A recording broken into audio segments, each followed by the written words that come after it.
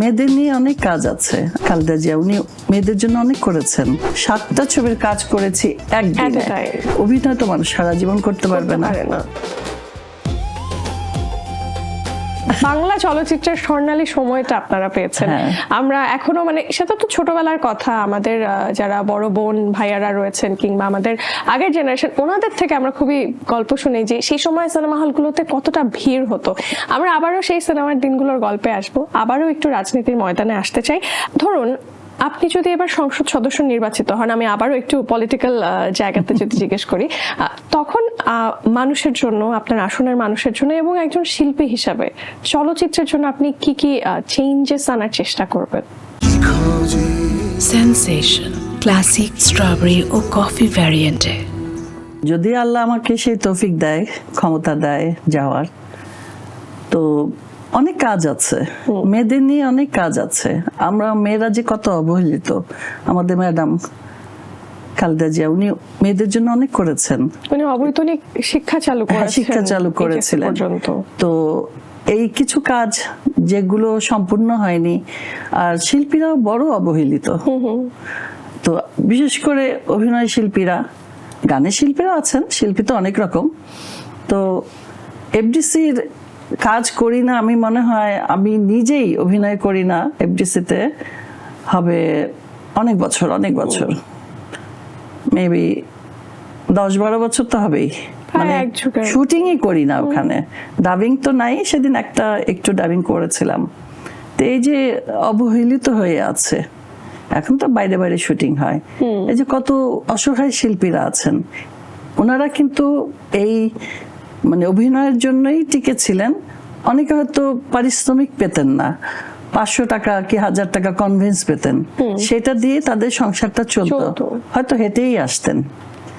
তো এই যে তারা এখন আসে, অনেকে এসে বসে থাকেন কিন্তু কোনো কাজ নেই এবং খাবারও নেই। হেঁটে আসলে দুপুরে তো মানুষকে একটু খেতে হয়। তো আমাদের এখানে অনেকেই ছিলেন আগে, যেমন যারা এখন নাই, শাবানা আপা ছিলেন, ববিতা আপা, রাজ্জাক ভাই, যারা অনেক পয়সাওয়ালা, যাদের প্রোডাকশন ছিল।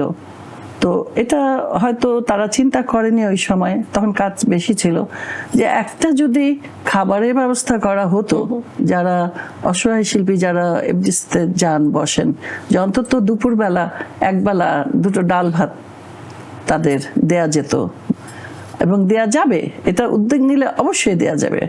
তো অন্তত একবেলা তো তারা খেতে পারতো। আর কিছু লোনের ব্যবস্থা যদি করা হতো, যে ঠিক আছে তোমরা লোন নাও, কেন কৃষি কার্ড, ফ্যামিলি কার্ড। তো শিল্পীদের বেলা এরকম একটা কিছু ভাবলে, লোনের ব্যাপারে কার্ডের মাধ্যমেই হোক তারা লোন নেবে এবং সেটা দিয়ে তারা ব্যবসা করবে, সেই ব্যবসার টাকা দিয়ে লোন শোধ করবে এবং তারা কাজ করে খেতে পারবে। অভিনয় তো মানুষ সারা জীবন করতে পারবে না, শরীরে ব্যাপার থাকে, যতক্ষণ শক্তি আছে ততক্ষণ করবে। এই আর যেহেতু সিনেমাই নাই, করবে কি? সেটাই আগে যেটা হতো, মানে এফডিসিতে মানে এফডিসির গেটে এত মানুষের ভিড় থাকতো, তারা শুটিং দেখতে আসতেন। এখন এফডিসির ভেতরে আসলে টেলিভিশন প্রোডাকশন ঢুকে গেছে, বিজ্ঞাপন ঢুকে গেছে, সিনেমাটা আসলে এফডিসি থেকে অনেকটা বাইরেই চলে এসছে। আর সিনেমার প্রসঙ্গে আবারও যদি আসি, আপনি আরেকটু বলি, আমি যেমন আমি নিজে যখন শুটিং করতাম ওই সময়ে 7টা ছবির কাজ করেছি একদিনে। কারণ করইতলা একটু কাজ, 2টো ডাবিং থিয়েটার, ওইখানে একটা শট। তো আমি মানে তখন 500 টাকা করে দিত কনভেন্স, আমি নিজে এই কনভেন্স গুলো পেয়েছিলাম। তাহলে 5-7 35, পরে সেগুলো বেড়ে 1000-2000 হয়েছে। আমি ওই সময়ের কথা বলছি, তখন 500 টাকারও দাম ছিল। আমি নিজেই তো কনভেন্স পেয়েছিলাম 3500 টাকা। সেটাই এখন সেইখানে তো একটা কাজ হয় না। সেটাই